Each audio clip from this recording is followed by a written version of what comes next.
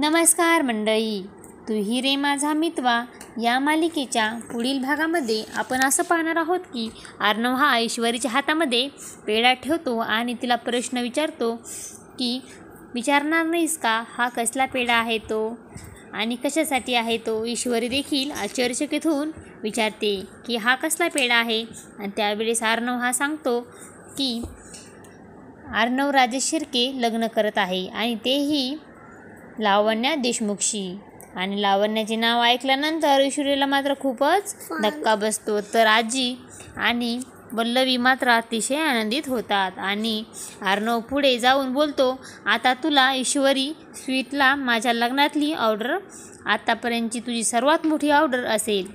आणि तेव्हा ईश्वरी ही अतिशय अस्वस्थ झालेली असते, खूपच नाराज झालेली असते. त्यानंतर आपण पाहतो लावण्य ही अर्णवला प्रश्न विचारते की अर्णव, तू ईश्वरीला जे काही सांगितलं आहेस ते खरं आहे का.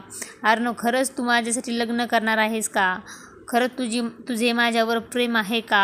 आणि त्यावेळेस अर्णव हा तिला उत्तर देतो की लावण्या, मी तुझ्यासोबत लग्न करायला तयार आहे, परंतु बाब लक्षात ठेव, लग्न आणि प्रेम हे दोन्ही वेगळ्या बाबी आहेत.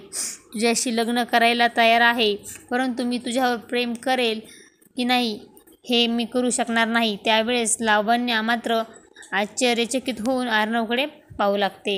तर तिकडे आपण पाहतो ईश्वरीला मात्र अतिशय दुःख झालेलं असतं आणि आपल्या आईच्या मिठी मारून ती रडू लागते. तेव्हा आईच्या लक्षात येतं की ईश्वरीला देखील अर्णवविषयी प्रेम आहे. आता पुढे येणाऱ्या भागामध्ये ईश्वरी आणि अर्णव या दोघांचे राकेश व लावण्य यांच्यासोबत लग्न होणार का हे पाहणे अतिशय रंजक ठरणार आहे.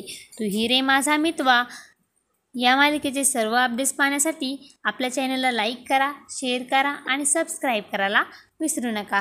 धन्यवाद.